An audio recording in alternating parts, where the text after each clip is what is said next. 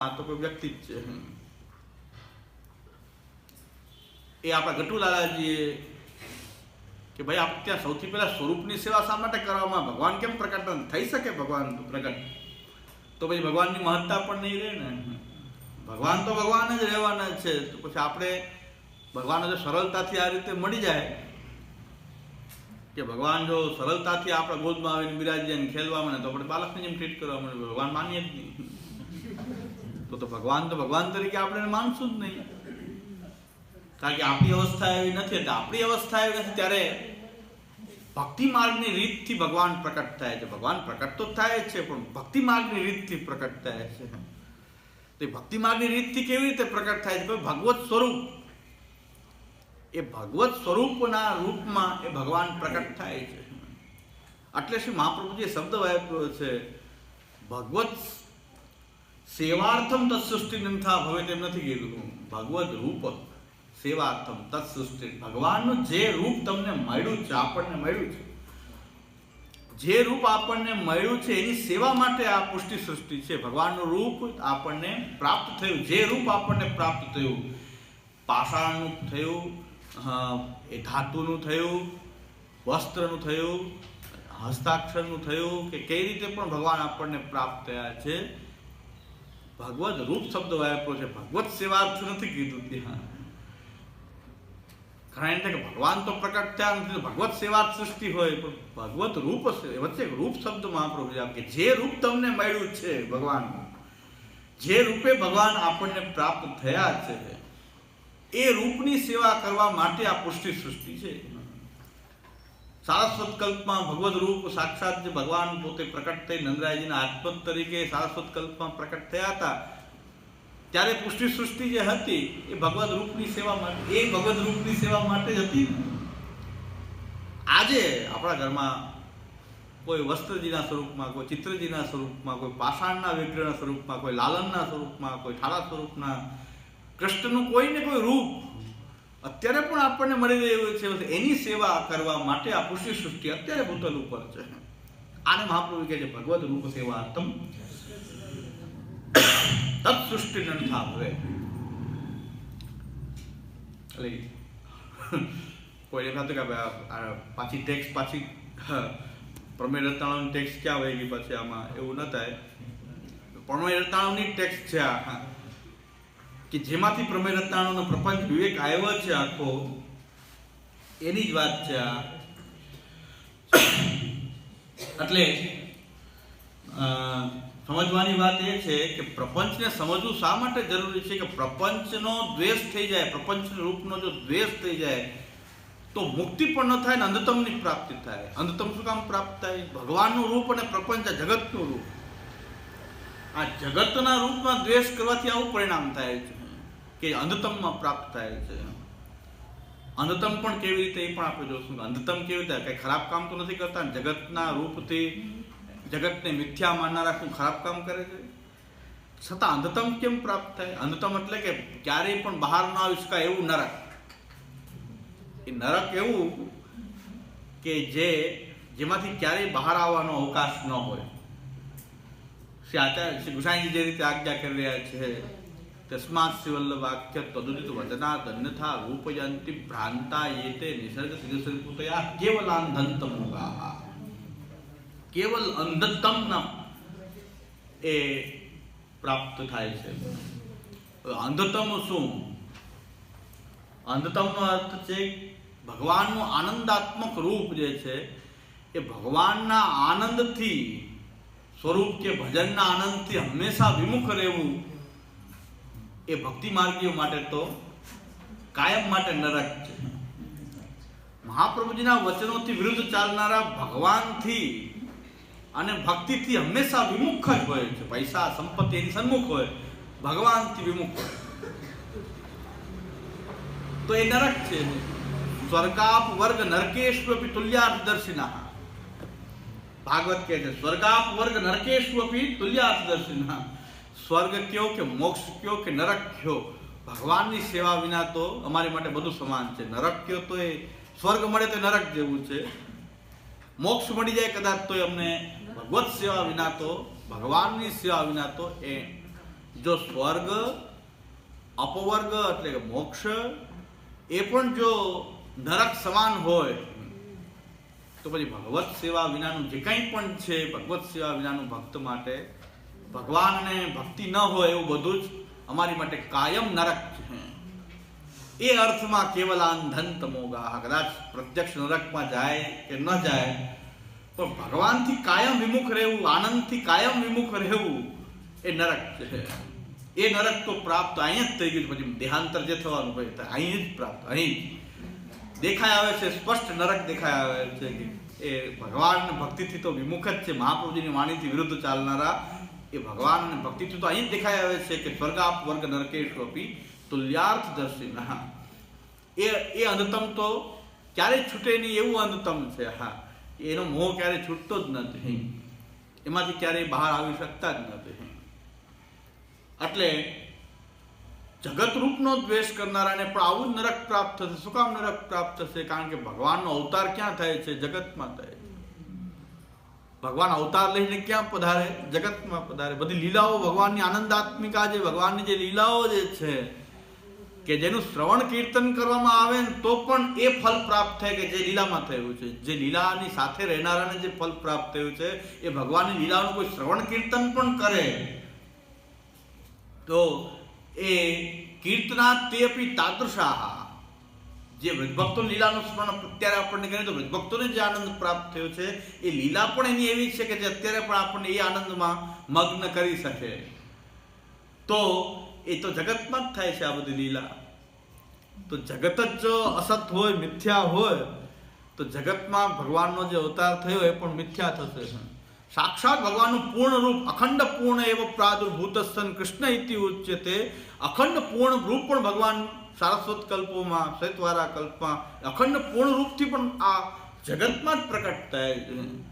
તો જગતમાં પ્રકટ થાય તો એ અખંડ પૂર્ણ રૂપથી પણ વિમુખ રહેશે, કારણ કે તો મિથ્યા. એક સ્પષ્ટ ભરાવી દીધું છે કે જગત મિથ્યા, જગતમાં જે કંઈ પણ છે એ મિથ્યા. તો પછી ભગવાન પણ સામે આવી જાય તો મિથ્યા. ભગવાન પણ મિથ્યા, લીલા પણ મિથ્યા. પછી આ વેદાદી શાસ્ત્ર ક્યાં છે? જગતમાં છે, એ પણ મિથ્યા. ભગવત ભક્તો ક્યાં થયા? બધા મહાન ભક્તો કે જેનો સ્મરણ કરવાથી, જેના સંગ કરવાથી પણ ભક્તિ આવી, એવા ભગવત ભક્તો એ પણ જગતમાં છે, એ પણ મિથ્યા.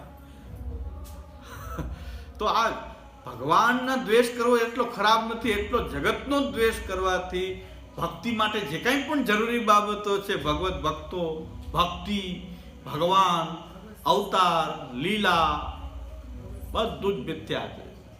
જગતને મિથ્યા કર. જગતમાં જે કાંઈ સ્વપ્નમાં દેખાય, સ્વપ્નમાં બધું દેખાતું હોય, સ્વપ્નમાં બધું દેખાય મિથ્યા.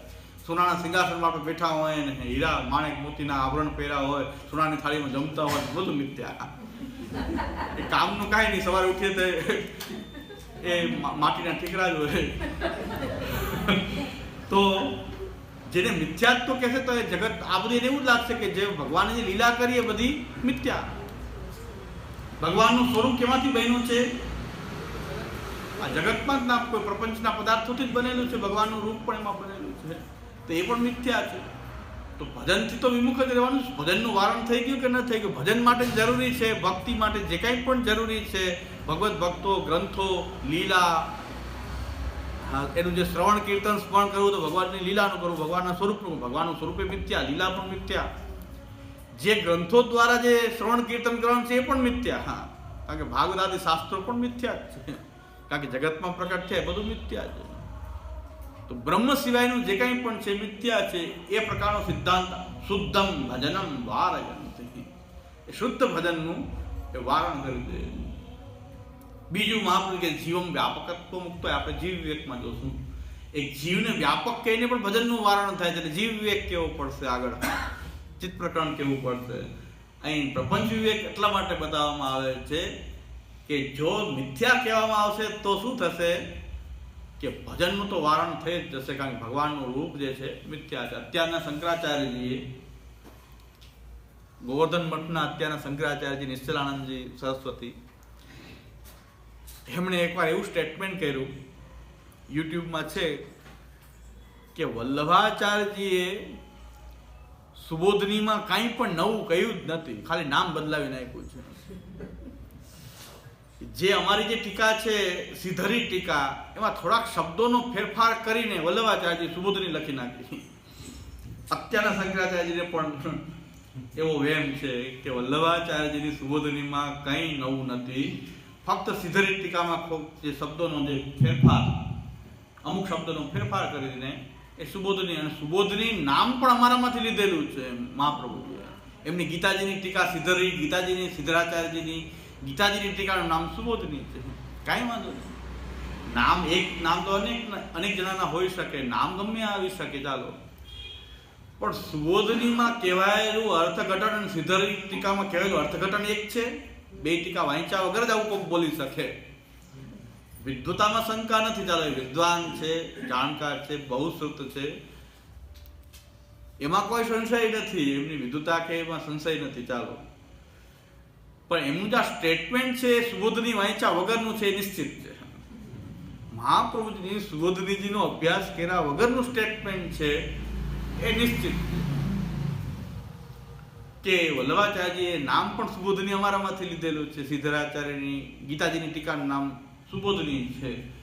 એ સુબોધની જે સિદ્ધાચાર્યજીની ટીકાનું નામ પણ સુબોધની અમારામાંથી આવ્યું, અને થોડાક શબ્દોના ફેરફારથી વલ્લભાચાર્યજીએ સુબોધનીમાં અર્થઘટન અલગ કર્યું છે. ભાઈ બીજી વાત કંઈ પણ જવા દો, તમારી માટે જે કૃષ્ણની લીલા અને કૃષ્ણ જે છે એ ખાલી વ્યાવહારિક સત્ય છે, એ તો તમે સ્વીકારતી. એ કૃષ્ણ તમે બ્રહ્મ કહેશો, સગુણ બ્રહ્મ કહેશો, નિર્ગુણ બ્રહ્મ તો તમે નહીં જ કહો. અમે તો એમ કહેશું કે સગુણપણા છે, નિર્ગુણપણા છે. વલ્લભાચાર્ય તો સુબોધની દ્વારા એ પ્રતિપાદિત કર્યું છે કે પારમાર્થિક સત્ય છે. તમે એને પારમાર્થિક સત્ય તો નહીં કહો, તમે એને વ્યાવહારિક સત્ય કહેશો, મિથ્યા કહેશો. કૃષ્ણ પણ મિથ્યા છે. તો સુબોધની ભલે નામ એને હોય, ચાલો તમારી સિદ્ધરાચાર્યના શબ્દોની કોપી હોય ભલે, પણ અર્થઘટન તો જુઓ કે ભાઈ મહાપ્રભુજી તો તમે જેને મિથ્યા કહો છો એને તો પારમાર્થિક સત્ય કહે છે. અમારી માટે તો પારમાર્થિક સત્ય, વ્યવહારિક સત્ય એવી કોટી નથી. સત્યની એવી કોઈ કોટી તમારે ત્યાં છે, પણ તમે પારમાર્થિક સત્ય નથી કહેતા કૃષ્ણને. અમારો જે કૃષ્ણ જે છે ભાગવતમાં શ્રી મહાપ્રભુજી જે કૃષ્ણનું વર્ણન કર્યું છે એ કૃષ્ણ ને તમે સગુણ બ્રહ્મ કહેશો, તમે એને પારમાર્થિક બ્રહ્મ, નિર્ગુણ બ્રહ્મેથી પરમાત્મેથી ભગવાનથી શબ્દતે એવું તમે નહીં કહી શકો. સિદ્ધરાચાર્ય એમ ન કહી શકે. અને લીલાઓના ક્રમમાં પણ સિદ્ધરાચાર્યના અને વલ્લભાચાર્યના ક્રમમાં પણ ફરક છે કે 12મો સ્કંદ જે છે એ મહાપ્રભુજી આશ્રય માને છે, એ લોકો ત્યાં નિરોધ માને છે. નિરોધ સ્કંદ, નિરોધ લીલા માને છે, આપણે ત્યાં આશ્રય લીલા માનવામાં આવી છે. તો કઈ રીતે સુબોધનીમાં ખાલી શબ્દના ફેરફારથી, સિદ્ધરાચાર્યની ટીકામાં કયા શબ્દના ફેરફારથી સુબોધની રચાઈ ગઈ? આ વાંચા વગરની વાત છે. સુબોધનીને વાંચા વગરની વાત છે. પણ આપણે આમાં જાગૃત નથી કોઈ જવાબ આપીએ. આપણે ગમે બોલી દઈએ, મહાપ્રભુજી છે કોઈ ગમે બોલી દઈએ, કઈ વાત ત્યાં આપણે દીનતા પ્રકટ કરી, દોષ ન જોવા.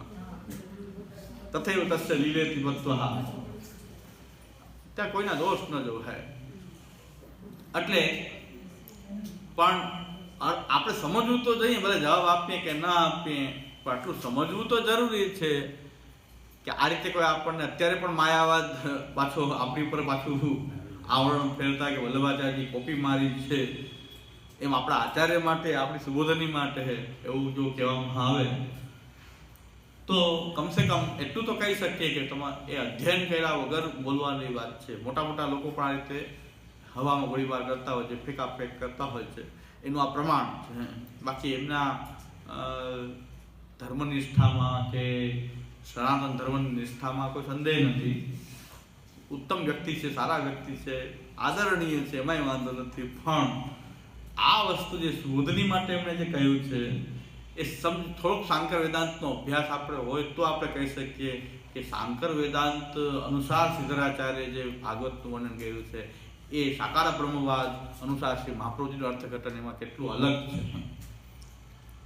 એ સાવ અલગ છે. કારણ કે કૃષ્ણ તમે સગુણ બ્રહ્મ કહો, તમારી માટે તો મિથ્યા બ્રહ્મ છે, એ ઈશ્વર છે પણ બ્રહ્મ નથી. તો બ્રહ્મ ને ઈશ્વર શાંકર વેદાંતમાં બે બ્રહ્મ ને ઈશ્વર અલગ છે. સગુણ બ્રહ્મ, નિર્ગુણ બ્રહ્મ અલગ જ છે. એટલે શુદ્ધ ભજનનું વારણ થઈ જશે.